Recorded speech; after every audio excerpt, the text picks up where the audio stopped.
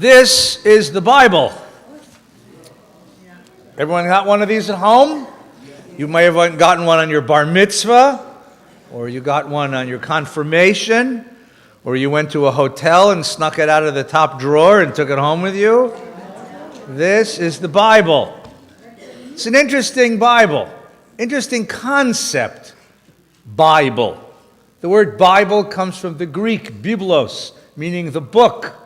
The word biblos, in ancient Near Eastern languages, B's and P's were alternated between, they were interchangeable, and L's and R's were interchangeable. So biblos comes from the word papyrus. P-A-P-R becomes B-I-B-L. Biblos from the word papyrus because books were written on papyrus. Biblos, the book. We know what's in this book. Before you open the very first page, you know what's in this book. You know what it's going to say, you know what its point of view is, and most of all, you know what its provenance is, where it belongs in our culture. Well, one of the first things that's interesting about this book is to ask yourself the following sort of silly question. Did the guys who wrote the Bible know they were writing the Bible? Did they have a cultural concept of the Bible? And if they didn't, and it's unlikely that they did, well, what do you think they thought they were writing? What were they writing? Now, with this concept of the Bible, right? First of all, it should always be said in an accent, right? If you want to do it right, a British accent, usually the Bible, right? Right? If you come from my area of the world, it's the Bible.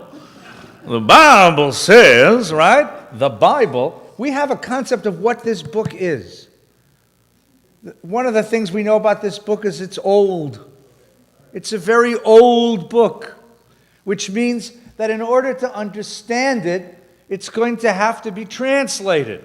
Translated from the original Hebrew into English, but even if you know Hebrew, it's not particularly understandable. It has to be translated from the worldview in which it lives into the world in which we live, the Bible. Now, we live in a different world than they lived in. Heck, my kids live in a different world than I live in. I was talking to my children, and I said something, and then I said the same thing again, and I said it the third time, and I said, I sound like a broken record. And my son looked at me and said, "What's that, Abba?" Right? I said to him, "Pick up the phone and dial this number." He said, "Dial?" I mean, we live in a different world, even just a couple of years already. We live in a different world. I try to explain to my kid what life was. So when you were born, I had to go to the phone booth and use quarters to call your grandparents. I said, "Well, why didn't you use your cell?" I said, "Because when you were born, there were no cell phones." And then the first cell phone I had was like yay big. It had to come in two. Remember, we live in a different world. How much more so do you live in a different world than the world of antiquity that this book comes from? So it requires an act of translation. It's an act of translation from its world into our world. And when we translate from its world into our world, one of the things we become acutely aware of is the differences between that world and our world. We live in a world which is governed by science. Science is so much a part of the way we see the world, we take it for granted. We take it for granted that natural phenomena occur uniformly and ubiquitously, all the time and in all places. The Bible doesn't understand the world that way. The Bible has this concept that natural phenomena are just according to the will of God, which is an idea that strikes us kind of strange. So we have to translate from one to the other. And one of the things we become aware of as we do that translation are all the things that we know that they didn't know. When one of the kids once asked me, "How come there are no dinosaurs in Genesis?" And I say to him, "Because dinosaurs weren't invented to the late 19th century." He says, "What do you mean dinosaurs weren't invented to the late 19th?" He says, "Up until the late 19th century, nobody knew that there were dinosaurs." You know the story of this, the story of it's not the story of the dinosaurs, it's the story of dinosaurs. The story of paleontology. People found bones. And when they found those bones, they assumed they were bones of animals that were still alive. But when people who knew animals looked at those bones, they said, "There's no animal in the world that has a bone like this." Well, how can it be that there are no animals in the world that have bones like these?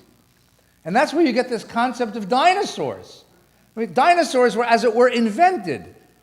And every now and again, if you like the museum, like the Natural History Museum, they'll take down one of the dinosaurs and they'll say, we just discovered something. It didn't look like this. We mixed up the bones, It didn't look like this. So there's this there are things that we know that they don't know. The question is, are there things that they knew which we don't know? Because they live in a different world than we live. I mean, just to give you a small example of the world they lived in a world where it took a while to get from your home to your work, which means there was time to contemplate. Imagine if you had to walk every place. Imagine the thinking you'd have to do, and the talking you'd have to do, and the contemplation belonged to their world, which doesn't belong to our world. Are there things that they knew that we don't know about life, about being a human being, about what it means to search for a good life, about the cultivation of the inner life? Are there things that they knew that we don't know? So yes, it's an ancient book, but it's filled with ideas and with wisdom that hasn't yet come to fruition in our world. Here's another thing that we know. It's a religious book. It's the Bible. The Bible. It's a religious book, which means it's all about God. I mean, funny thing, we came across some books in our study together where God doesn't appear, right? God doesn't appear in the book of Esther, right? God doesn't appear in some of the other books of and more than that. And the God who appears, let's say in the book of Job, is a very different God that appears in the book of Exodus. Very different God. So what do you mean it's a religious book? This concept of religion as an aspect of life is something which is a modern idea. Ancient people didn't have the word religion. They just had the way they looked at the world. This was their way of looking at the world. And the question is, when we think of religion, we think of a narrow thing about prayer and about ritual, keeping a kosher kitchen, making Shabbos, putting up a Christmas tree, celebrating Ramadan. What about their notion? Is very different. This is a book about all sorts of things that don't immediately fall into the category of religion. Their notion of what it means to live a religious life is much broader than ours. Take, for example, that book that we learned just a few weeks ago, Song of Songs. Did you know that there's an erotic sex poem in the Bible? Would that have made you come to Hebrew school more often if you did, right? I mean, think about what that means for their notion of what religion is. It's a very different notion than ours. This third thing we know about this book. It's a book. And a book has an author.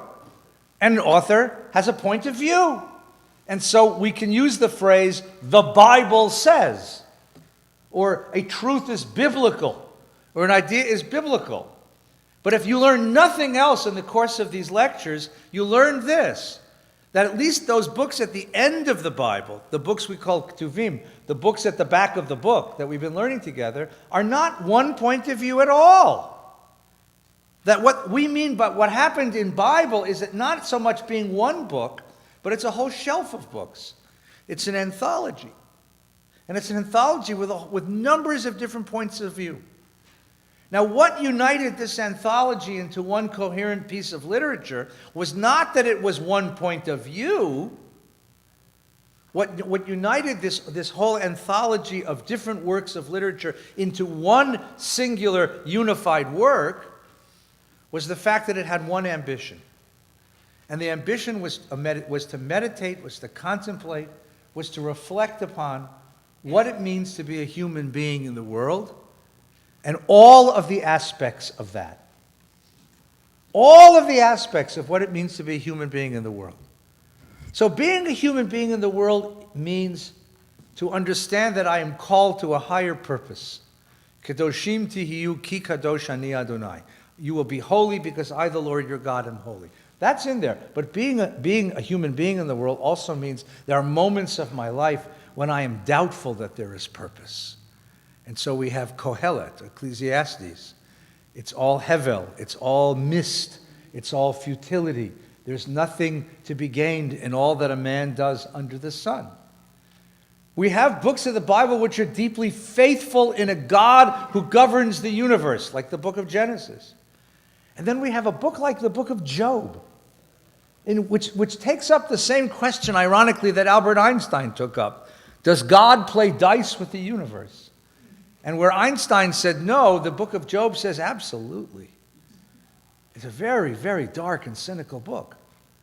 There are books of the Bible that teach ethics of purity. And then you have a book like Song of Songs, which is this beautiful, sexy, romantic, physical, visceral book.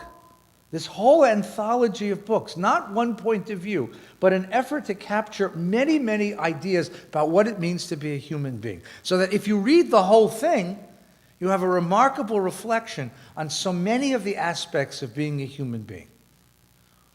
And finally, when I read a book, reading the book means that I have some idea how to read the book. How to read this book. I have some idea how to gain meaning from this particular book. I used to give my students a sort of funny assignment. So I want you to imagine that 10,000 years from now, an archaeologist studying American civilization of the 20th century is going to come across a videotape of Star Wars. What might he or she think? Well, it could be, right. What might he or she think Star Wars is or was? Yes, it could be. That was a news report. That's what life was like. We had lightsabers and, sky scooters, and we worship the Force, right? That would be one idea. What would be another idea? What might an archaeologist think Star Wars is? Well, so they might think Star Wars is the Bible. After all, 100 zillion people saw it, right? They might think this was their sacred text, right? Darth Vader was a god to these people, right? Obi-Wan Kenobi was the name of their deity. Luke Skywalker, the name of their Messiah. The question, you see, is it doesn't tell you how to appropriate this particular literature. And the Bible is an unself-conscious text, which means it doesn't tell you how to appropriate this literature, which means it leaves the door open to a wide range of possible interpretations and understanding. It's not a specified text, it's an invitation to a conversation with a text.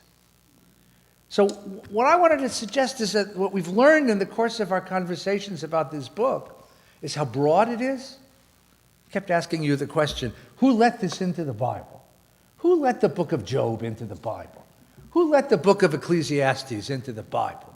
Who the heck put the book of Esther into the Bible? I mean, we're going to read Esther on Wednesday night, right? Next Wednesday night. You ever read the book of Esther? Did you study last week? Were you here? Did you study the book of Esther? It starts out with a 6-month wine feast. The whole book. There's booze in every chapter, right? This is the most intemperate book. And you say, how did this book get written? Who put it into the Bible? The answer is, of course, the question needs to be turned upside down. It's not that the Bible is a certain point of view and the book has to conform to that. The Bible is a wide range of perceptions of what it means to be human. An invitation to encounter an era of our own ancestors' civilization and what they thought being human was all about, in all of its different varieties. They thought that there was something sacred in every aspect of humanity. There's something sacred in faith, but there's also something sacred in doubt. Something so sacred in doubt that they decided to put the book of Job in the Bible. There's something sacred in temperance, in prudence, in self-discipline. But there's also something sacred in letting it go.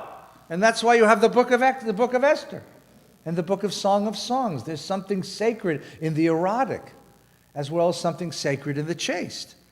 There's something sacred in all of these aspects of human life. And that's the religion of this book. And most of all, what I want you to do is to forget that it's Bible for a minute, because that imposes a set of understandings already, and open yourself to read it for the first time.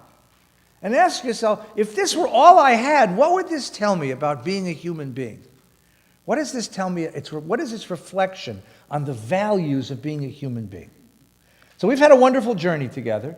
We began by looking at the Bible through the book of Psalms, a book of religious poems, through the eyes of artists. Remember, we had Yuval Ran and his orchestra here, and then we had David Moss, the great artist.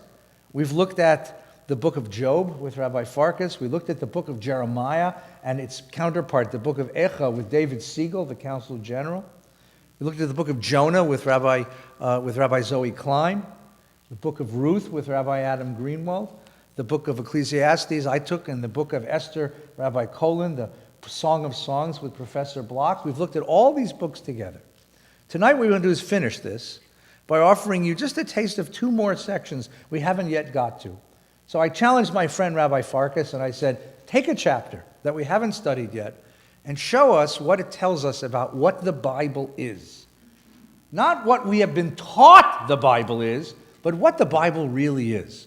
I said, you go first, I'll go second, we'll figure it out. So if you have the sheet that we gave you, on one side of the sheet is Rabbi Farkas' text, that's Proverbs 8. On the other side is Psalms 92, that's going to be mine tonight.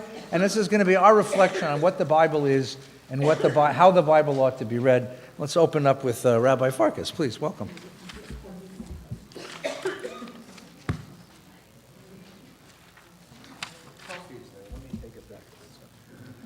Okay, I'm still over the Atlantics. Good evening, everyone. Everyone have your papers.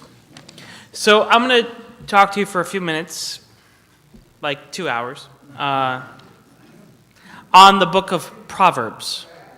Proverbs is the Bible's collection of fortune cookie sayings.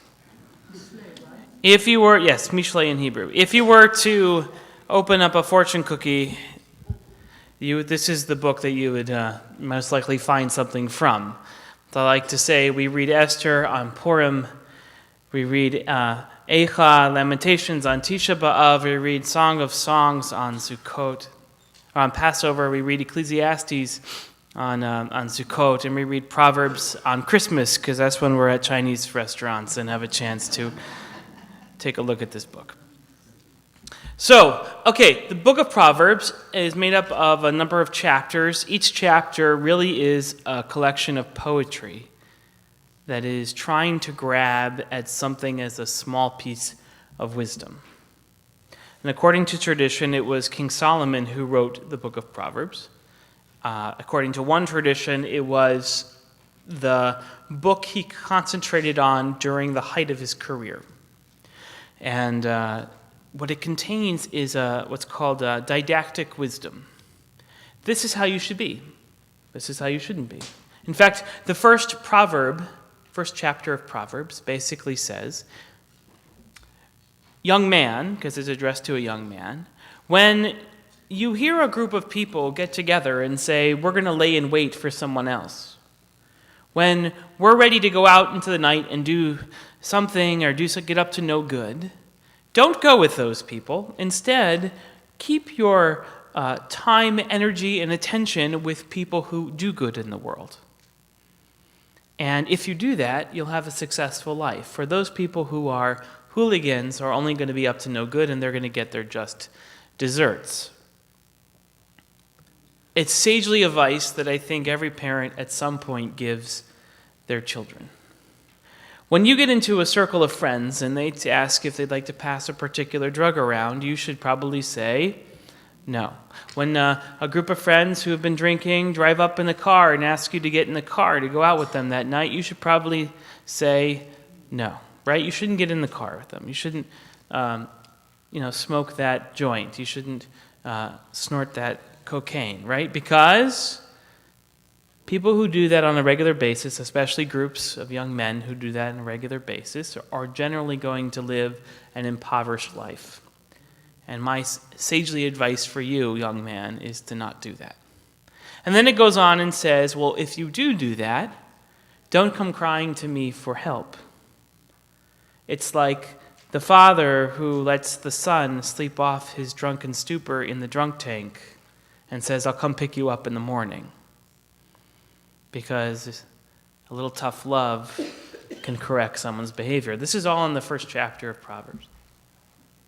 Now, it's also said, so that's Proverbs, right? It's all about this kind of wisdom, back and forth. Who is wise, what you can do, how to chase good things and be wary of bad things, and you can go through all of those chapters. But it says, according to the Torah, that according to the Midrash, that when Solomon wrote this, he didn't just write them to give sagely advice. They weren't just fortune cookie fortunes, right? They weren't just trying to tell us how to say certain words in Chinese or look at the lottery numbers. They were trying to tell us something deeper. In fact, according to the Midrash, it says that Solomon was trying to teach us how to learn Torah, the secret inner meanings of Torah. And he did that by teaching by the way of parables or stories. And he did that with 3 books. He did that with Song of Songs, he did it with Proverbs and Ecclesiastes. And so the rabbis asked, well, what are you talking about? Give me an example. And he said, well, look, the importance of stories is so important because it's through stories that we can learn greater principles. I can choose to teach you a law, I can choose to teach you a piece of wisdom, but it's stronger to teach it in a way that makes you ask questions. It's like a king who has a castle. And in the castle, he has lots of gold and silver. And if he loses that gold and silver in the dark in his castle, he's not going to go and spend thousands of dollars on the most expensive flashlight to go find that gold, because a $1 flashlight can be as effective as a $10,000 flashlight. So he'll pick up that $1 flashlight and look for the gold in his own palace with a $1 flashlight. And the rabbis say, well, that's exactly what parables are. They're simple machines, simple ways of understanding that can go and retrieve very deep meaning. Just like the king who found the gold with a small candle wick, so too through telling stories can we understand and unlock the whole Torah. Which takes us now to what we're going to look at tonight. How do we understand Torah and what it means to learn Torah? And using the Midrash, how does King Solomon try to teach us how to learn Torah? For if it's not something that has relevance or has importance or speaks to the moment in our lives, then Torah itself becomes calcified and it loses its relationship, and it no longer is that book of life that we all try to hold on to. So let's take a look at this chapter, chapter 8. Chapter 8 is very interesting because in the wisdom literature, much like Greek wisdom literature, the idea of wisdom itself takes on a personality. In Greek, we call this Sophia. The 10th chapter of Aristotle's Ethics, the 9th chapter of Plato's Dialogues, look at this very concept called Sophia. Both Aristotle and Plato thought Sophia was the highest form of being human, was this slow, contemplative understanding of wisdom. In fact, it's probably one of the only places they agreed in all of their writings. And so, our version of wisdom we would call Torah. Our version of wisdom we would call Torah. And what is Torah? Nothing less than the understandings of the inner dimensions of the life of a human being. So let's take a look at this, and I'll teach this text and show you the Midrash, and show you how I think King Solomon, at least to the rabbis, tried to open up the whole of Torah by writing these parables and by writing these proverbs. So let's begin. Does not wisdom call, and understanding put forth her voice? She stands at the top of the high places, the way where the paths meet. She cries at the gates, at the entry of the city, at the entrance of the doors. To you, O men, sorry, she's speaking to men. I guess they're the ones that need wisdom the most. To you, O men, I call, and my voice is to the sons of man. O you simple, understand wisdom, and you fools, be you of an understanding heart. Here is wisdom as Sophia, the understanding of this particular idea in the world, calling out from the gates, calling out from the mountaintops, beckoning people to listen. Please listen to me. O you simple who understand wisdom, and you fools, be you of an understanding heart. She's begging for us to pursue wisdom. Here, for I will speak of excellent things, And the opening of my lips shall be right things, for my mouth shall speak truth, and wickedness is an abomination to my lips. All the words of my mouth are in righteousness. There is nothing crooked or perverse in them. The idea that wisdom is coming from the mouth is actually really important, because when we talk about an oral tradition, revelation, for example, how did God give Moshe the Ten Commandments? Right, in the second version, he asked Moses to write them down. God dictated them, right? How do we understand how we're supposed to teach our children? By speaking to them, right? Vishinantam levanecha, right? What does vishinantam levanecha mean? Does that mean to write them down so they read them? What does the word vishinantam mean? It means to repeat. It means to speak it over and over and over again. So here, from an oral tradition, wisdom is beckoning for us to learn and to listen. They are all plain to him who understands, and right to those who find knowledge. Receive my instructions, and not silver, and knowledge rather than choice gold. For wisdom is better than rubies, and all the things that may be desired are not to be compared to it. I, wisdom, dwell in the prudence, and find knowledge and discretion. The fear of the Lord is to hate evil, pride, arrogance, and the evil way, and to preserve mouth and do I hate. The perverse mouth do I hate, counsel is mine and sound wisdom. I am understanding, I have strength. Okay. So you could go out there and earn a lot of money. You could go out there and get rich on silver, get rich on gold. But truly what's more important is wisdom. Because fortunes come and fortunes go. People get rich and people get poor. But what you cannot take away from somebody is the knowledge that they've learned. You cannot take away a way of being in the world. That's why we tell a lot of our families, we know Jewish education is expensive. We know camp is expensive. We know trips to Israel is expensive. We know membership in a synagogue could be expensive. But what we can give you here can never be taken away.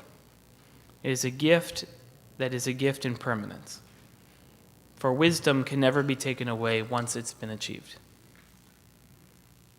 And that wisdom, very simply laid out in the plainest of terms in the book of Proverbs, is follow God's commandments and you will live a good life.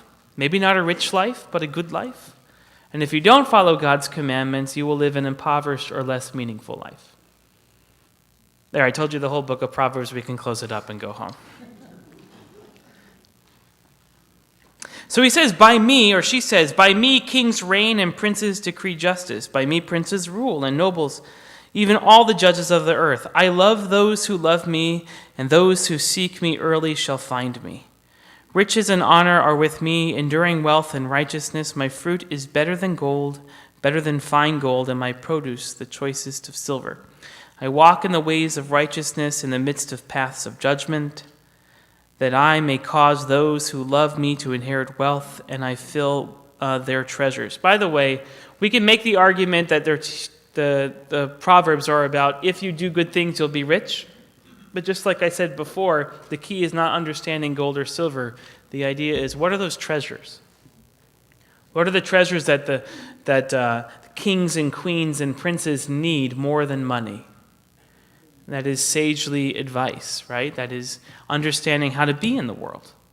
So if you follow me being wisdom, if you follow my adages, you'll gain treasures. You'll be rich.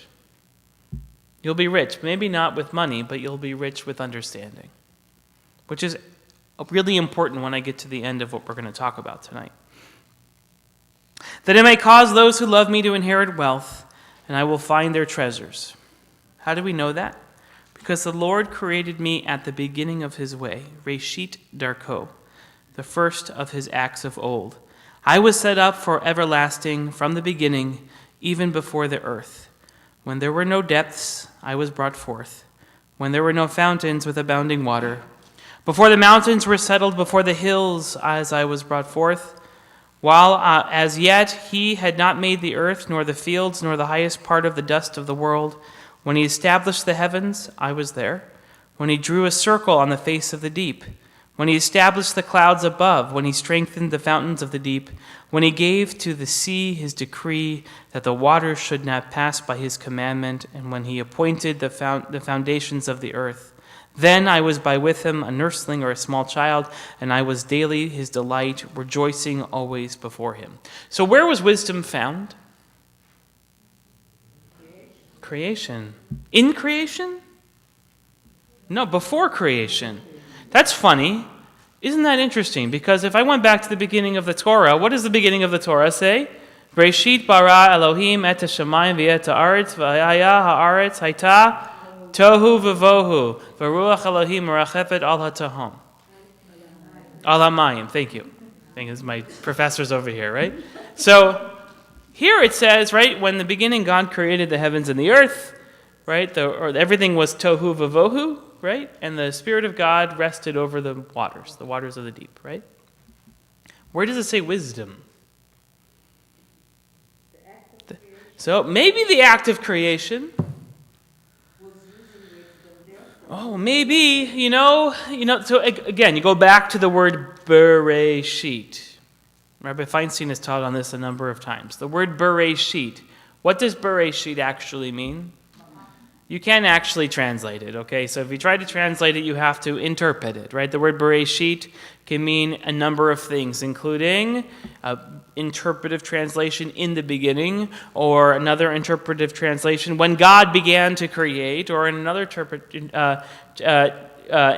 translation, right? With Reshit, God, with head, God began to create. So the word Rosh and the word Reshit are related to each other, and if you look here in verse 22, it says Reshit Darko, in the beginning of God's path in the world. So you could, in theory, translate the first three words of the Torah, Bereshit bara Elohim, not as in the beginning, but with wisdom did God create the heavens and the earth. In fact, in the first comment on Genesis 1:1, one of the commentators actually says this is what that verse actually means. Now that's a pretty radical understanding. It's a pretty radical understanding that the world was created with wisdom. For here is a very interesting, right, here's the interesting idea, and here's the radical notion that through the Proverbs King Solomon is trying to teach. What if we didn't see the Torah that we have, as the product of human beings? What if we didn't see the Torah as a product of even human beings in relationship with God? A product of a universe, a product of history, a product of culture. What if it's the other way around? That culture, history itself is a product of Torah. See, this is the most radical way of reading Torah. Is that the scrolls and the ink and the parchment that we have, the words that we have that describe the creation of the world and all of the commandments found through the 5 books of Moses, are actually not the point. They are an instantiation of Torah, of this greater wisdom for which with God created the world. Now that's pretty radical. On the one hand, it seems mystical, heady, right? It seems, anti-rational,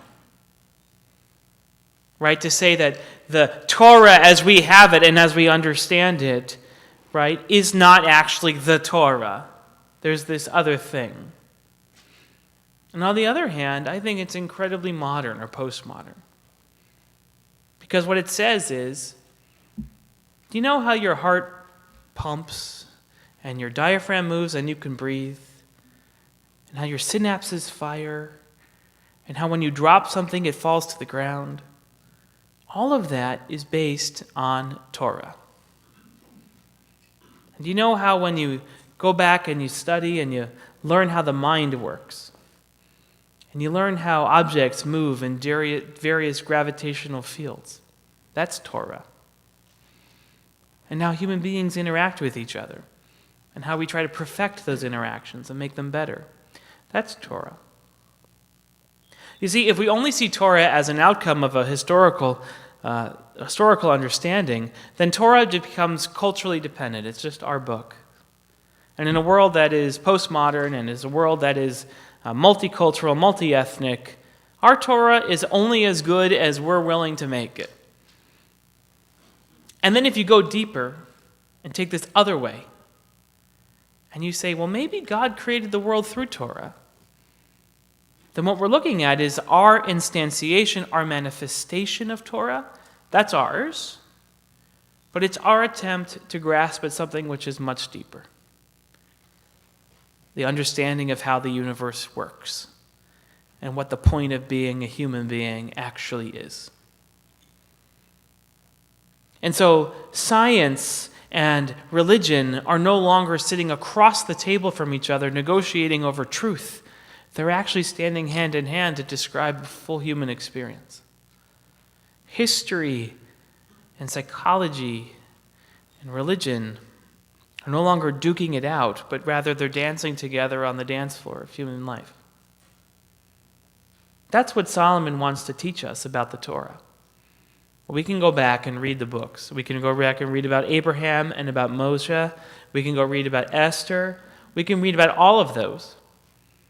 But if you understand that they're just capturing a glimmer of a deeper truth, a deeper wisdom, then an intellectually vigorous Judaism, an intellectually coherent Judaism, sees them as valuable tools, these characters as valuable tools, to understanding how we're going to live our lives every day.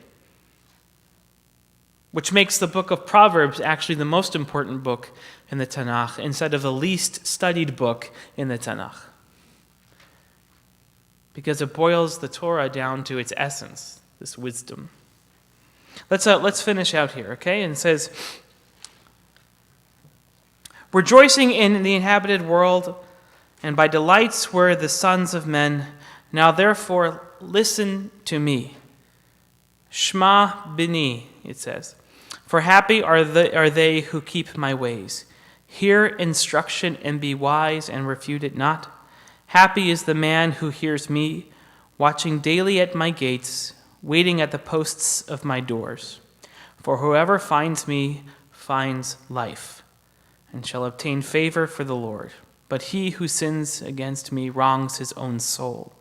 All those who hate me love death. Does this proverb at the end ring with any of the other major creeds that we have as Jews? Sit at the doorposts of your house and at the gates. Listen to me. Follow my ways. Anyone figured it out yet? It's like the what? The mezuzah, right? Which is found where? In which prayer? In the Shema, right? It's so interesting, right? It kind of like telescopes the Shema, the understanding of a unified universe, unified God, and it places it into wisdom, right? So let's think about the Shema for 1 minute. The Shema is an interesting context because it's chapter 6, verse 4 of Deuteronomy, right? And the word Shema Yisrael, by the way, is found all over the book of Deuteronomy. It's usually just to say, listen up, I have something important I'm about to say, okay? In fact, there's right before you go off to war, there's right before the Ten Commandments in chapter 5, there's one right where he's about to commission Joshua. There's a bunch of them in Deuteronomy where he says Shema Yisrael. In all of them that say Shema Yisrael, the next words are something like, listen to what I'm about to tell you because you need to hear what's about to happen. Except for in Shema, which says, listen, Adonai is our God, right? The God of Israel is our God, and that God is one, right? It's the only time that Shema Yisrael is paired with inclusive language. So Moshe, for the first time, is not being the intermediary between the Jewish people and God, is being inclusive. And then the next paragraph is V'ahavta. So let's just go through that very quickly. V'ahavta et Adonai Elohecha b'chol levavcha u'v'chol nafshecha u'v'chol meodecha. Okay. So let's start with the middle word, the word nafshecha.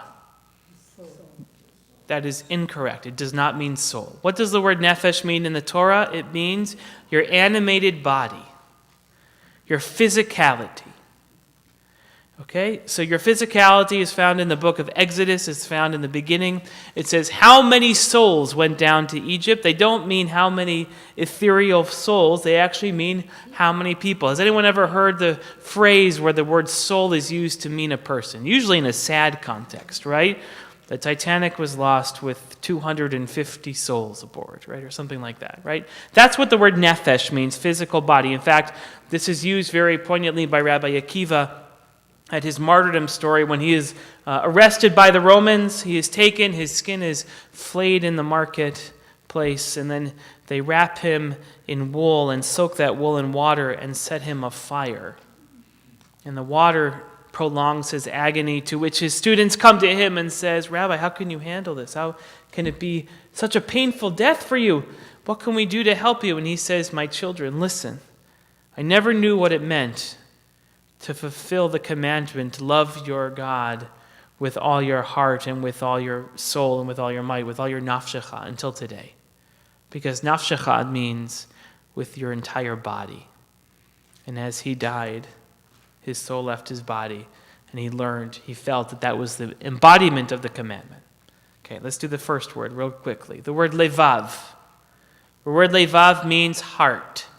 The word heart in Hebrew usually is only spelled with one vet. It has two here. There's lots of good midrashim on it, but the point of it is the heart was understood as the seat of wisdom in the Torah. It is our, more or less, deciding between good and bad.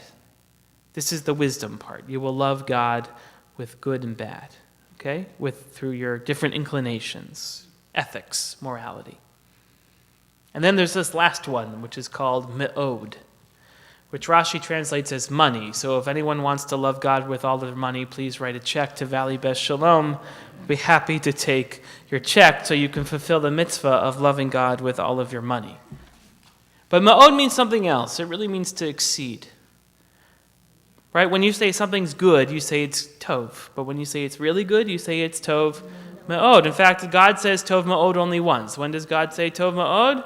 At the end of the sixth day of creation, right? God says tov ma'od. Now, what does he give to human beings? What does he give to human beings on the sixth day of creation? He doesn't give Shabbat on the sixth day of creation. He creates all of the living creatures. Then he creates humanity, and then what? Those who remember, God gives human beings responsibility for being stewards of the world, and only then, Vayar Elohim ki tov me'od, he says that that's really good. So the me'od is something about exceeding. It's really good. It's about exceeding not just wisdom and not just your body, but it's about having ethical responsibility. So now coming back to this, just to end. Here, King Solomon, through the book of Proverbs, is trying to teach us that wisdom is sewn into the very fabric of creation. In fact, creation is itself an expression of wisdom. Creation itself is an expression of God's highest ideals. Wisdom was with what God created the world as a partner. And we understand that as Jews, that when God created the world and God gave the Torah to us, that is an act of love, of real love. That's why in the liturgy, the paragraph before the Shema is either Ahavat Olam, an enduring eternal love, or Ahava Rabbah, the great love. And at the end of that paragraph it says, Kihem chayenu ve'orech yameinu. It is the guideposts for our lives. It is our lives, and it is the length of our days. It's an act of love that God created the world through wisdom, through Torah. And our response to that is to love God back with the words of V'ahavta et Adonai Elohecha. We love God with all of our hearts, our seichel, our wisdom, with our bodies and how we treat and act in the world with our bodies, and ultimately with me'odecha, with our understanding of our ultimate responsibility for perfecting God's world. All of that found in the chapter 8 of Proverbs, a book that we never look at. So what I said at the very beginning is that the enemy of good reading of anything is familiarity. Anytime you think you already know the book before you open the book, then you're not going to be surprised by what you find in the book. The trick of reading any text, anything you read, is to read it again for the first time. To read it again for the first time means you're open to what's there. You're open to what it's trying to say to you. When we open the Bible, we already have a notion of what's in the Bible, because after all, it's the Bible. And what I suggested is that our study of Ketuvim, our study of the books at the end of the book, have belayed, have undone that notion of what's the Bible. Because on the one hand, we say, well, the Bible's old, and yet what we find here is wisdom that's very new. Wisdom that's very different, very fresh. We say that the Bible is a religious book, and yet we find in here stuff which we normally wouldn't consider as religious. The Bible's notion of what's religious is much broader than our notion of what's religious. The Bible finds the sacred in all sorts of things that our culture has relegated to the secular, to the outside.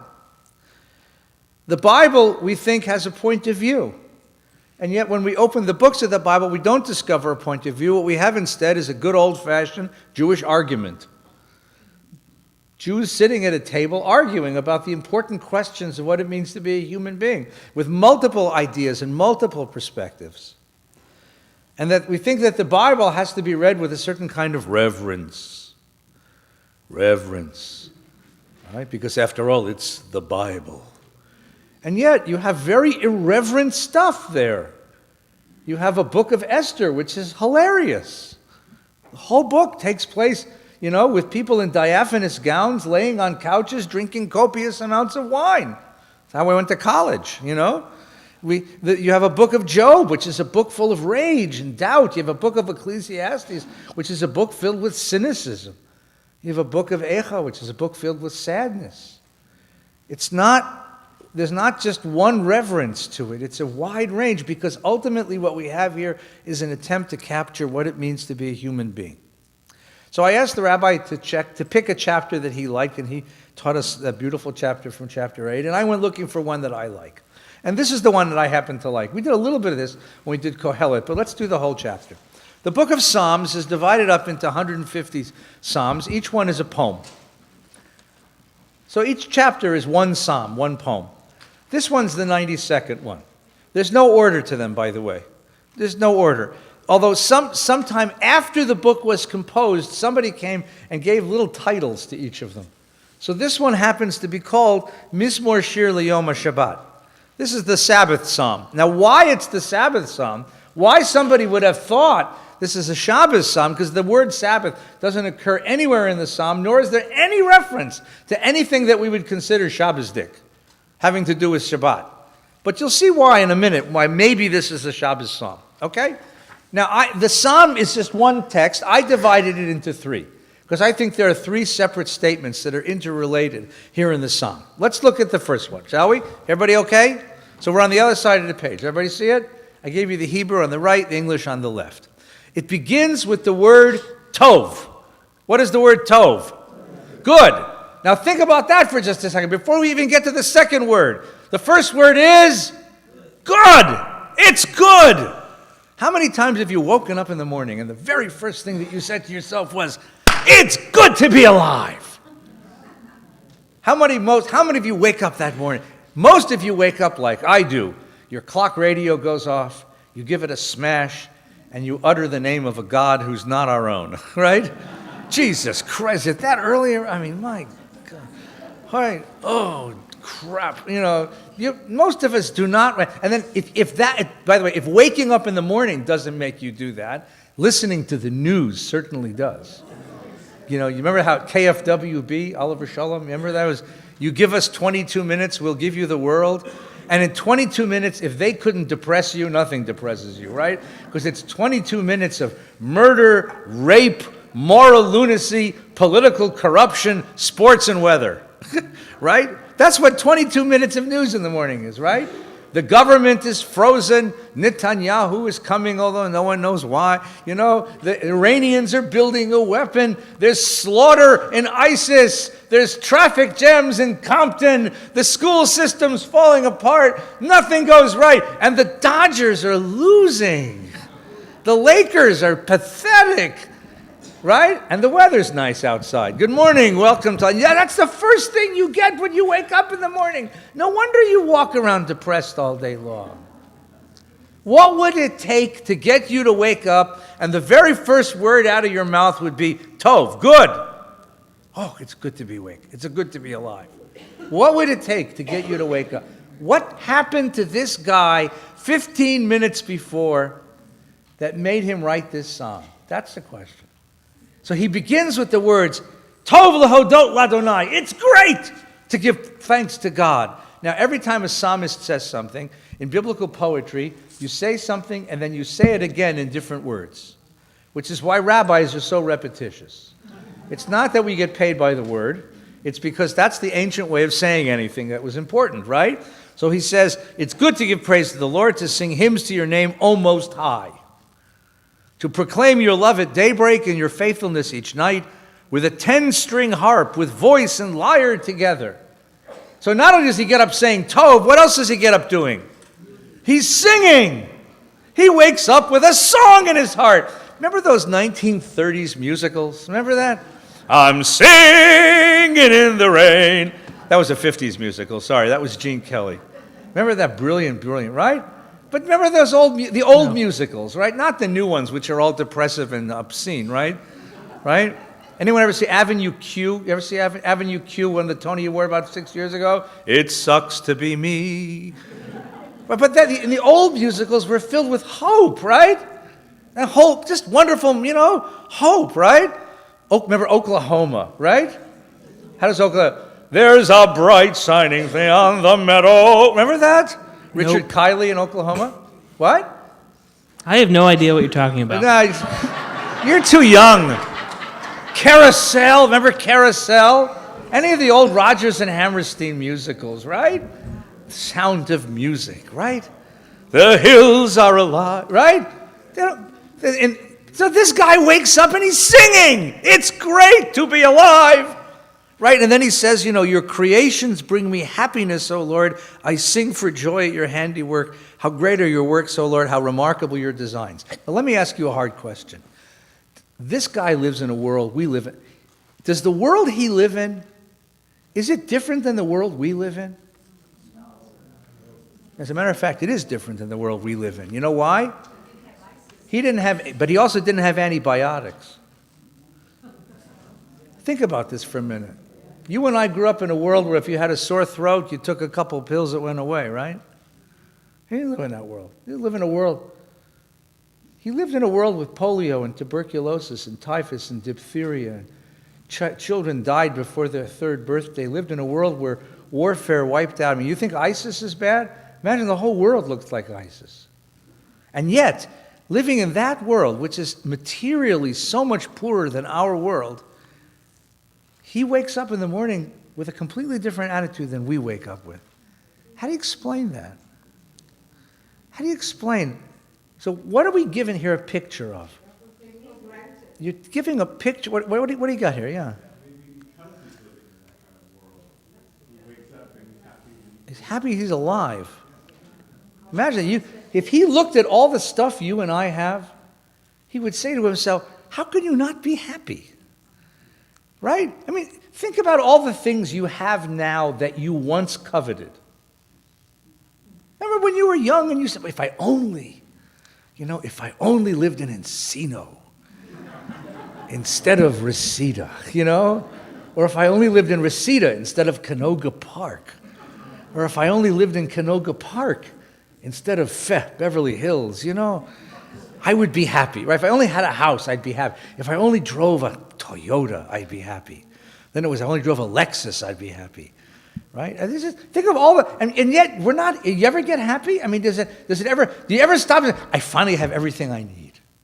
If anyone said that in America, the whole economy would stop at that point, right? The whole economy is based on this idea that you're miserably unhappy. Now think about this for a second. What is the psalm trying to tell you? What is the first? This is a statement of faith. It's a beautiful poem, but it's a statement of faith. What is he trying to tell you? Maybe this is an aspiration. This is a goal. The goal of life is to get to this point. Now let me ask you a hard question. What kind of life would you have to lead? What kind of attitudes would you have to learn? What kind of values would you have to embrace so that you could wake up like this every morning? How could religion shape you so that you woke up with this attitude every morning? Please, what do you think? It's all a matter of interpretation, of perception, of, as you said, your attitude toward whatever happens. So it's not a matter of your objective material condition. A person could live in the biggest house in Beverly Hills, right, and be miserable. A person can live in a hovel and really be very happy, right? It's a question of how you interpret your existence, right? I once told you this story. When my wife was in graduate school, someone gave her a Hanukkah present because she was working so hard. She was writing a PhD on medieval Hebrew literature, and which she's very good at, but it was such hard work. So somebody gave her a subscription to People magazine. Now, when I first saw this, it started coming to our house, I said to myself, what unadulterated, worthless trash. People gossip. And then one day I actually sat down and read People magazine. Now the way you do it is you read it in the bathroom because the articles are just long enough. If you get through a whole issue of People magazine and you're not finished, go see your doctor. Right? It's sort of the X-lax of literature is what it is. And I discovered People magazine really has a moral. And that's the moral. People magazine is about people who are famous, beautiful, thin, rich, gloriously popular, and miserable. Everybody in People magazine is miserable. Their relationships are broken, their dreams are sullied, their health is destroyed, right? And then at the end of People magazine, they always have a little section where they show some guy, right? And he's not thin, and he's not beautiful, and he's not rich, and he doesn't live in Beverly Hills, and he's never been in a movie. You know, he's a dog walker in Chicago, you know? She's a nurse in a hospital in St. Louis. You know, he's a kindergarten teacher down in Compton, and he's happy. And the People magazine says, it's all about your attitude. So now the question is, how do you gain this kind of an attitude? Now, look at one more thing. Usually we think of religion as an escape from the world. It's a way of coming out. If the world is miserable, I'll get you out of the world. Remember, there'll be pie in the sky when you die. But look at what this spirituality is about. This spirituality is not about leaving the world. This spirituality is about embracing the world. Here is a guy who wakes up in the morning, embraces the world in all of its schmutz, and says, nevertheless, it's great to be a human being. Look at what God has given us. He has this powerful sense of gratitude for the world. Now I envy that. I got to tell you the truth, I don't have that. I wake up like you do. Like, holy shit, you know what am I? You know, just the misery of just the daily grind. You know, it's the only time you wake up like this, you know when you wake up like this? If you've had the flu. You know what I'm talking about? Yeah. I was going to say, maybe you just had a really, really bad day. Yeah. Yeah. Yeah. It's great to be alive. Yeah. So bad yesterday. You know what? It was such a lousy day and I'm still here. I had the flu and the fever broke in the middle of the night. I wake up and I can breathe again. Right? You know? It's that kind of a, you know, I remember the day after the earthquake. Remember the earthquake? They called it the Northridge earthquake, but that was a lie. The epicenter of that earthquake was my kitchen in Granada Hills. The house at 4:32 in the morning jumped 8 feet in the air. It wasn't so bad. We had a beautiful panoramic view of the North San Fernando Valley where the back wall of the bedroom was. Right? The next morning, getting up, he said, my God, we're still here. And that was actually the first thought. It was like really perverse. The first thought was, that was the big one, and we survived it. And then I plugged in I had a battery radio, turned on the radio, and he said, no, that wasn't the big one. That was actually a minor 7-point earthquake, like, oh, geez. But here's the thing. Here's an attitude, and the attitude is an attitude of embracing the world and celebrating being alive. The word tov remembers the book of Genesis, tov ma'od. God says everything is good. So he wakes up with the same word. It's good. Now, the advantage of that is that you wake up with an attitude that lets you see all the wonder of life. You embrace the world and you enjoy all the wonder of life. Jews are not ascetics. Asceticism is a form of religious life that denies the enjoyment of the world. I don't know if you know this, but we're not ascetics. Yom Kippur, we fast. Of course, what do we do all day long? We spend all day talking about food, right?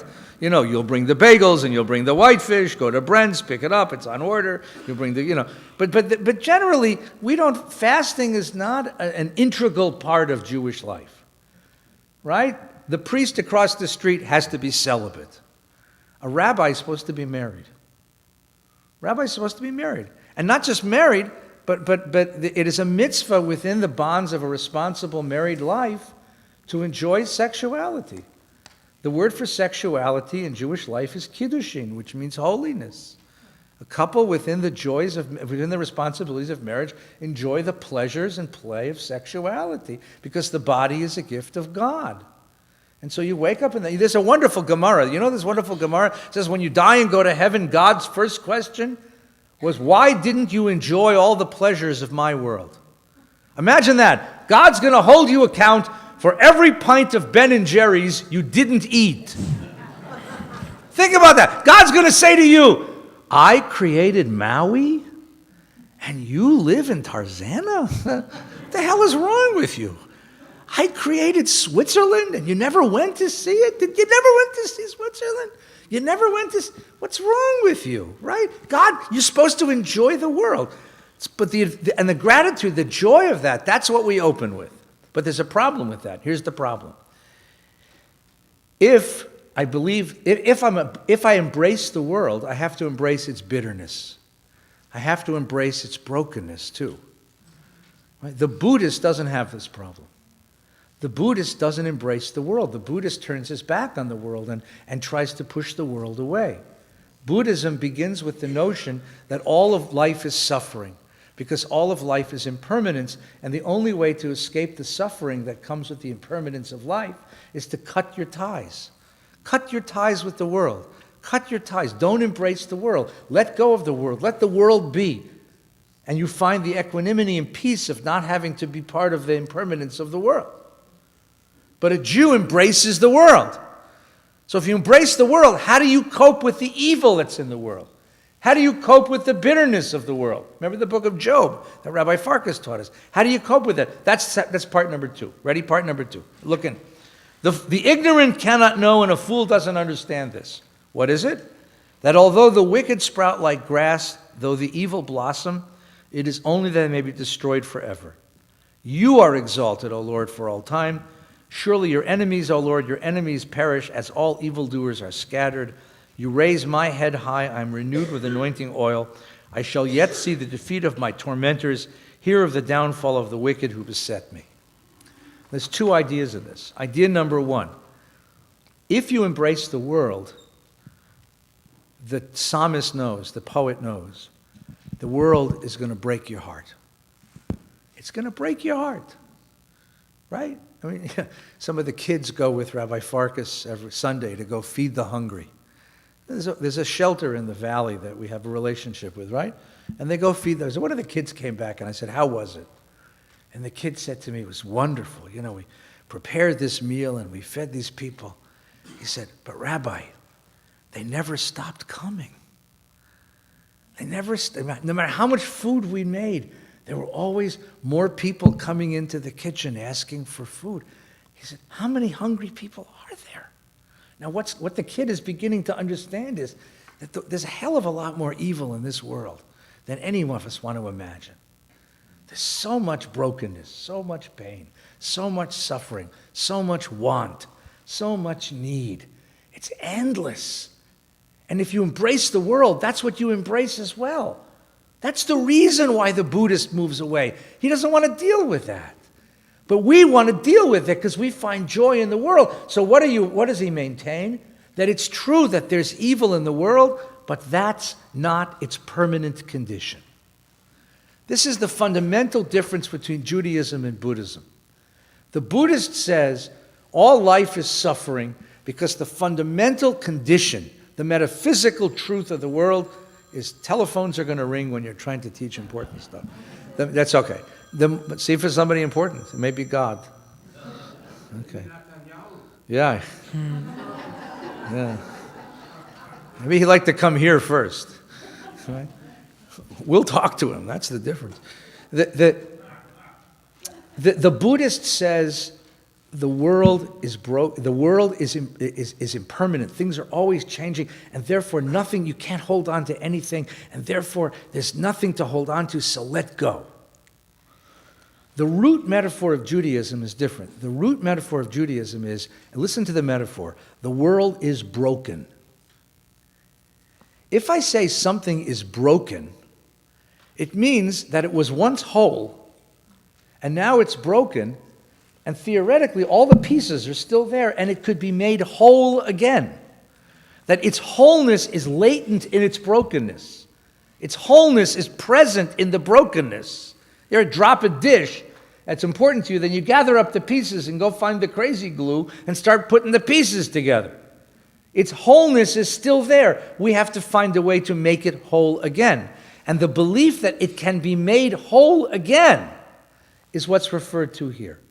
Because what he says is, with all the evil of the world, that's temporary. That's not the inevitable and not the necessary condition of things. It can be fixed. It has its fixedness built into it. Yes, it's hard, no question. And it's going to take some time, no question. But it's possible. The fundamental faith of Judaism is it's possible. More music, it's great. It's possible. And I want you to understand what that means, because that's a very important thing. Someone says to me, like, I don't believe in God. I say, okay, gesundheit, you don't believe in God. He says, aren't you going to convince me to believe in God? I said, no, I'm not going to convince you to believe in God. He says, I'm not necessary to convince you to believe in God, because whether you tell me you believe in God or not, I know that you do believe in God. He says to me, what do you mean you believe? I said, it's very simple. You give charity, right? Guy says, yeah. I said, what do you give to? He says, the American Cancer Society. It's wonderful. It's wonderful. Why do you give to the American Cancer Society?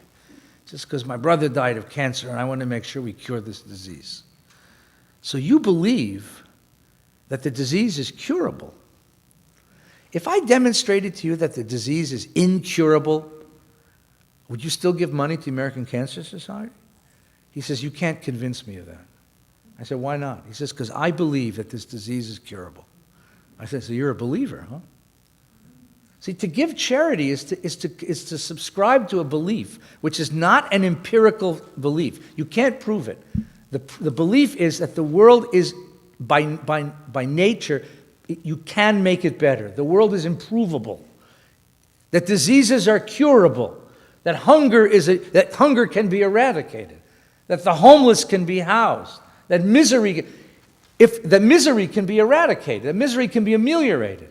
What if I told you that there's a certain amount of misery in the world? A fixed amount of misery in the world, and if you heal it over here, you only increase it over there.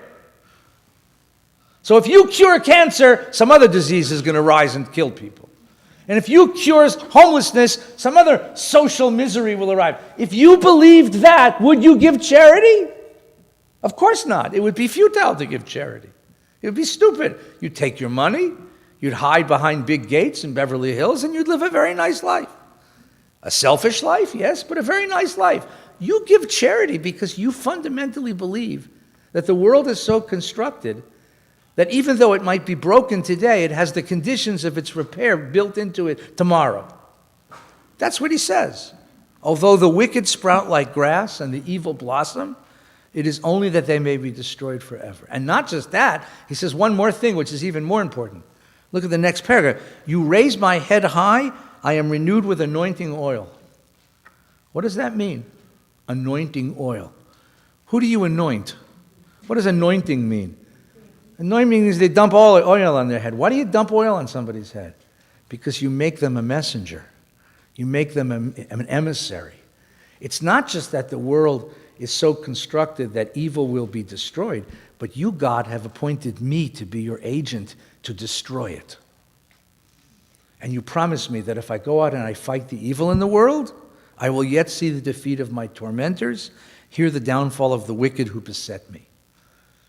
You taught me that I am your agent in bringing an end to wickedness in the world, and that if I give my all, you will back me up. So that's the purpose of human existence, according to the psalmist. Now that sheds some light on what we saw before. Why does he wake up in the morning with the word tov in his heart, and a song on his lips? Because he believes he has a profound sense of purpose. His sense of purpose is to carry forward this divine process of banishing the evil from the world and bringing the world to goodness, to tov, to its goodness, to the state that God believed it ought to be. That's why, by the way, the opposite of Judaism is not atheism. The opposite of Judaism is not, God forbid, Christianity or Islam. You know what the opposite of Judaism is? You know how you check yourself out of the Jewish people? You could stand up in shul Shabbos morning in front of the whole synagogue and declare you don't believe in God. We're not going to throw you out of the shul. Right? We'll let you have kiddush. Right? Not seconds, but just... You can declare that you don't believe the Torah is true. No problem. You can declare that you don't believe that the state of Israel should exist. Join the club. You know what I mean? No problem. You're a Republican, you're a Democrat, doesn't matter to us. There's one thing in the world you declare that checks you out of the Jewish people. If you say, what is inevitable, and nothing can be done about it. What is meant to be, and it can never be repaired. The moment you give up, that's when you check yourself out of the Jewish people. The moment you surrender, that's what he's saying. The moment you surrender and say, I'm not going to carry on the fight against the brokenness of the world, is the moment you check yourself out of the Jewish people. That's the opposite of Judaism. Moral surrender is the opposite of Judaism. So the first statement is an attitude of accepting the world and finding gratitude in it. Number two is his sense of purpose and the metaphysic of the world. Then comes number three. Now the third question is, and what do you get out of this? And suppose you go into the world and you fight like hell against the evil of the world. What do you get out of it? What's the reward? And that's the third section. Everybody here? All right? Everybody, look at number three. Ready? Everybody okay so far? Okay, good. Just so you're still awake. Now this line starts with the word tzaddik. Right? The poem started with the word tov. This one starts with tzaddik. What's a tzaddik? Well, he's going to define what a tzaddik is. This is the clinical definition of a tzaddik, right? What is a tzaddik? A tzaddik blooms like a date palm. Anyone ever been to the Middle East? Anyone ever been to Palm Springs? What's a date palm? You ever go to Hadley's on the way to Palm Springs? You go to Hadley, you know what I'm talking about? All those amazing fruits and vegetables. This tree that grows in the middle of goddamn nowhere, right? This is desert. Then you have this oasis and, whoo, this tree. And what's in that tree? All this sweetness, right? So imagine you're a poor schlepper coming across the desert, right? You're coming from San Bernardino to Riverside to Palm Springs, right? And it's empty and it's boring and it's dry and it's lifeless and it's death. And suddenly you come across a spring and there's this palm tree. And you say, oh my God, what a gift, right? The tzaddik blooms like a palm tree. They thrive like a cedar in Lebanon. What's a cedar in Lebanon? Besides a hospital in West LA, right? It's a great big mighty tree that withstands all sorts of tsaras, all sorts of storms can hit this tree. This tree don't move because it's rooted. It's rooted deeply. Planted in the house of the Lord, they flourish in the courts of God. Now, what's the alternative? The alternative is plant yourself someplace else. In other words, take up some other purpose for your life. See what happens to you. There's only one way to live a life that is both sturdy and fruitful, and that's to accept an eternal purpose, or a purpose that has eternal resonance for your life. In old age, they still produce fruit. That's a beautiful phrase. They are full of life and vigor, attesting or declaring that the Lord is upright, my rock in whom there is no wrong. There was a great psychologist the last century named Erik Erikson. He was a disciple of Sigmund Freud, taught at Harvard University, and he wrote a very famous essay in 1950 called The 8 Ages of Man. And he talked about 8 developmental tasks that all of us have to go through as we grow through life, right? The very first one is called trust or mistrust. A baby trusts that mommy's going to be there, that the world is steady for me. When I'm a kid, there's a thing called industry, that I can affect the world. When I'm a teenager, there's identity. I get to decide who I am, as opposed to diffusion. I'm everybody and everywhere. Then you get to intimacy, to be able to bond with another and marry in love. And then you get to the old age, to something called generativity, which means I share my wisdom with the next generation. The last of the 8 ages of man, according to Erik Erikson, anyone remember? It's integrity against despair.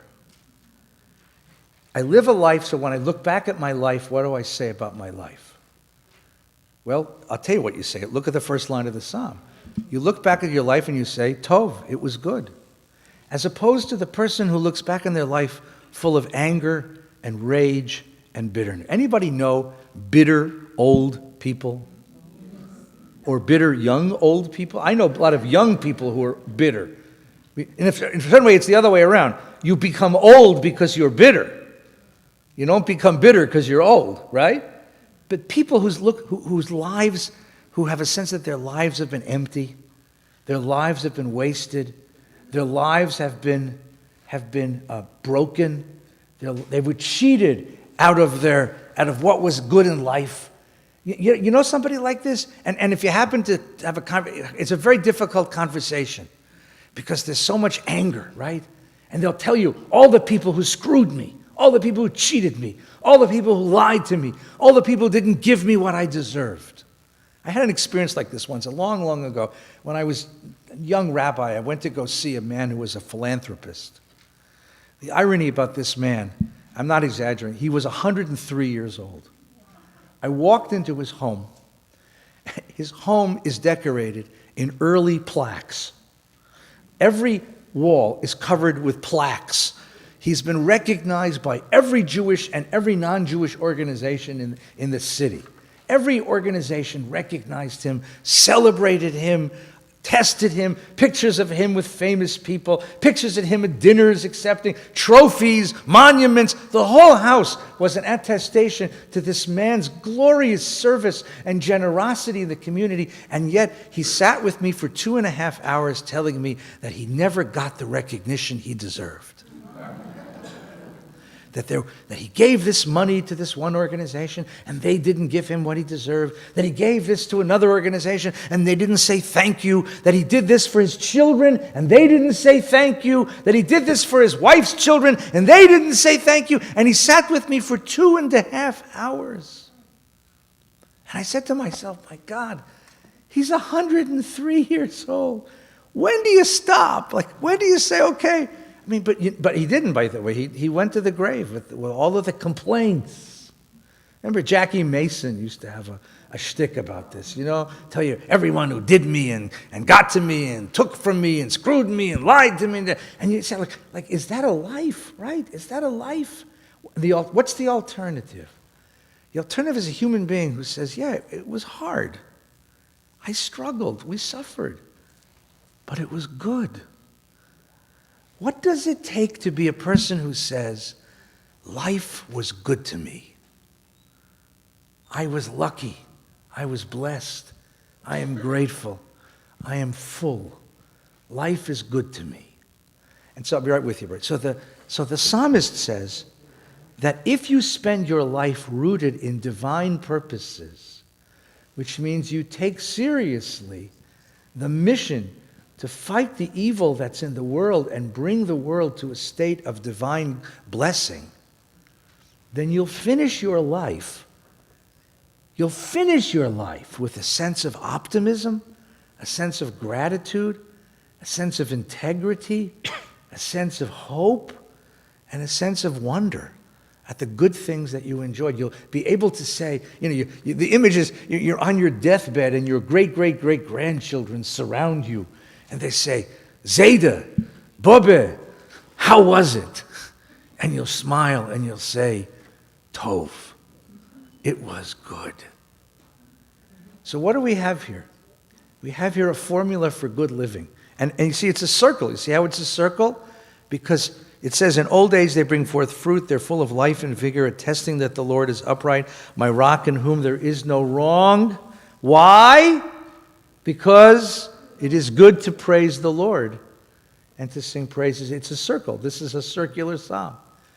Why am I ready to say thank you at the end? Because it's good. Every day was good. And because I devoted my life to that which matters. Now, why do you suppose someone came and put the song of the Sabbath day on this? What does Shabbat have to do with this? That was not the original title of the psalm. That came much later. So you could say what? Well, on Shabbat, I stop my efforts, my work, and I look back at my life and I reflect on my life. This is a nice reflection for a Shabbos. That's one way to think about it. And another way to think about it is, we sometimes use the word Shabbat to mean not just the Saturday that comes at the end of the week, but a vision of the end of days. This is the world as it ought to be. This is what a human life at its ideal. This is what we all aspire to. I want to aspire to a life filled with gratitude. I want to aspire to a life filled with service. And I want to aspire to a life filled with integrity. And if that's the end of my days, then that's a good life. There's a few questions I see, and I managed successfully to stifle every question in the room.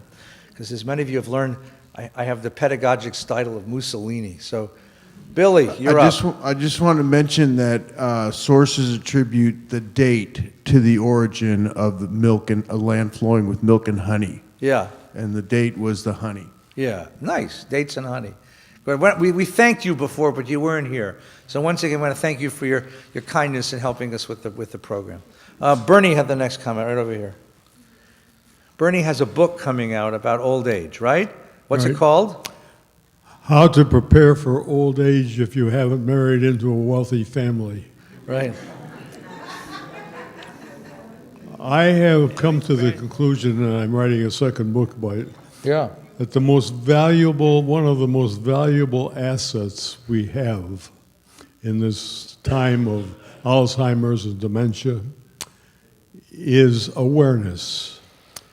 If you're able at any age to be aware of what opportunities there are for you, of what good there is in the world, and how you can overcome adversity, as long as you are aware and can do something about it you have a life. When you stop doing that, your life ends, even if you're still alive. Right, of course. Yeah. Yeah. You can also ask him questions, because he's much smarter than me. So. An example of having a constructive interpretation of everything is that my son called me on the way home from the airport and said, Mom, guess what? They lost my luggage and now they get to bring it right to my house. Right, right. Mazel tov, you went to Toronto and your bags went to Tehran, Right? Right. Mrs. Chernow, how are you? Nice to see you. Good. Tov. There's a lady who has 3 rabbis in her family. How can you not be good? And 7 grandchildren. And 7 grand. Yeah. You've been busy. Can I know her? You intrigued me at the beginning of the hour by Good. saying, what did they know that we don't? Right. And I would love to hear you talk more about what you think they know, that they knew that we didn't. This is what they know and we do. They didn't wake up with clock radios, right? They knew they lived in a world infinitely materially poorer than our world. But they found a way to say tov. They had wisdom about what it meant to be alive, and they found a way to cultivate that attitude. That's not a natural attitude. I think fetching is natural, right? I think, we all fetch. I mean, you wake up and say, oi, Oi, by the way, is the most wonderful word in the world. You know that, right? Because oi can mean anything you want it to mean, right? Right? Oi can mean, oi, it's raining, it's cold, it's dark, I'm freezing, I have a whole long day at work, I don't want to get out of bed. Oi, right? Or oi can also mean, oh, I feel so, oi, is this a good piece of pie, you know? I mean, it can mean, but these are people who knew something about what it meant to be alive. And they understood that the cultivation of certain attitudes and certain values is more important than the acquisition of material goods. And that's a truth that hasn't found its way into the world yet. So they instituted something called Shabbos. You know, and I've made this sermon many times in front of this synagogue. I don't keep Shabbos because God told me so. I find God because I keep Shabbos. Because I have time in my life to think about. And I don't say that you should keep Shabbos because it's a religious commandment. I think you should make Shabbos because you have to be insane not to. You got to be insane not to take time off. And time off from the acquisition, time off from the coveting, time off from the struggle, from the competition. Get off the road. Stop driving. Walk. You know? I mean, I used to live in Manhattan. You ever live in Manhattan? So you always no Manhattan. So poor people in Manhattan take the subway. And richer people in Manhattan take a cab. And really rich people in Manhattan have a limousine. But you know what the richest people in Manhattan do? They walk. Yeah, they walk. So there's a Shabbos to this. There's a notion of getting out of the struggle in order to enjoy the spiritual gifts of life. And I think that's what they understood that we don't get yet. We still have this idea, which has been so carefully taught to us by American capitalism, that you'll be happy if you have the next thing. Those of us who have lived a while, we have all the things we ever wanted, and we're still not happy. At some point, you discover that it's not the next thing. There's a different attitude toward life. And that's one of the things that we've learned. There's many other things. I mean, but you have to get out of this notion that we have science and we know everything. We can do a hell of a lot of things they couldn't imagine doing. But they had a better idea. They had a better notion, I think, of what it's for, what life is for. Because they had time to contemplate that we don't have. And contemplation is a great gift. That's just a short answer to the question. Who has the mic? Please, Vakasha, Giveret. Talk into the mic, Vakasha, so we can all hear. You said, in today's Los Angeles Times on the back cover, Yeah. on the back, there was an article by the lady, I forgot her name, Gorovich Khan, Yeah. about the oi. Oi.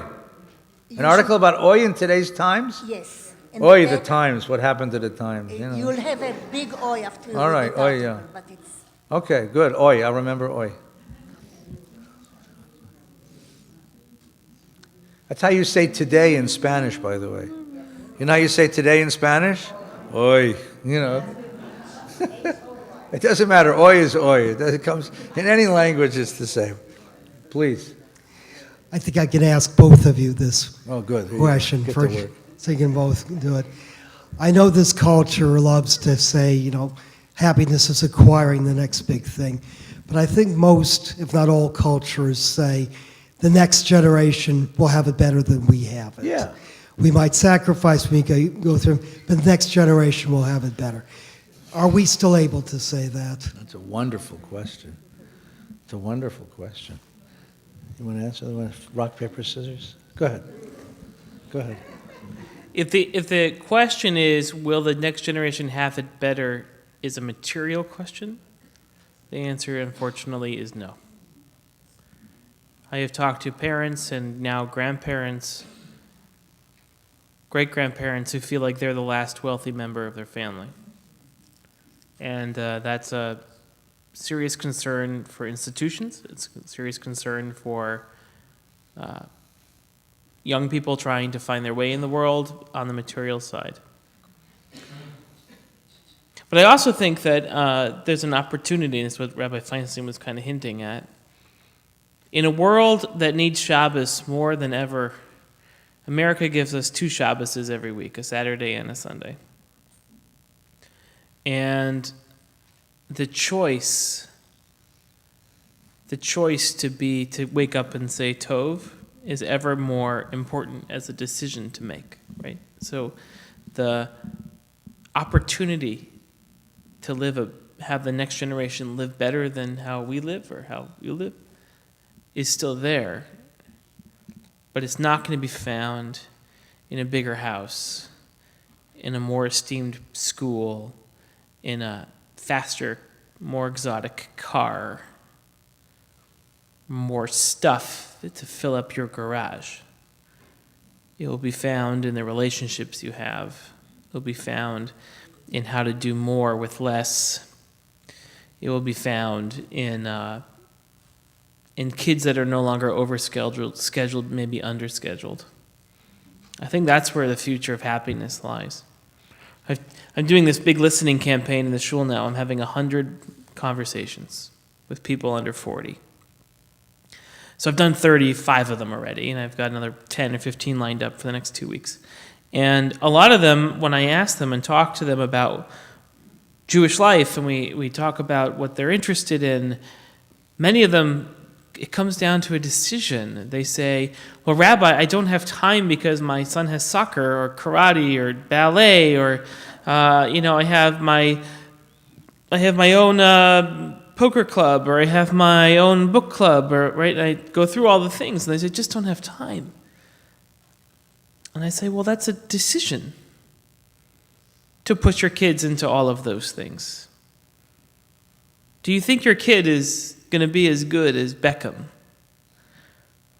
Or do you think that your kid is the next Bill Gates? If that's the case in a particular situation of sports, then maybe, yeah, you should invest so much in soccer. Otherwise, what you're doing is you're filling time. You're scheduling time. And at the moment that you can't schedule time, you finally glimpse at the nothingness of the world, and you get all utsy about it, and so you have to bury yourself in a quick game on your phone, or you have to bury yourself in what's happening with your friends' lives, where you get jealous on Facebook by seeing all the fun pictures that they post. What you're realizing is that you have all of the time in the world. You're just choosing to use it in this way. And I said to a lot of these young families, I said, do this. Write a full schedule on a big piece of paper, morning, noon, and night, of what you do during the week. Now roll it up and put it in the closet. Sit down as a family and talk about what you value. Write the values down. Love, family, togetherness. Now, take those two pieces of paper and put them next to each other and just see, do they match or do they not match? Are you living your values? When we ask that question about whether people are going to be better off in the next generation, if the answer at a material level, the answer is no. Our society is not currently constructed that the next generation is going to have more wealth than the current generation. It's not built that way. Too many unsustainable systems. Costs too much to get into the game these days.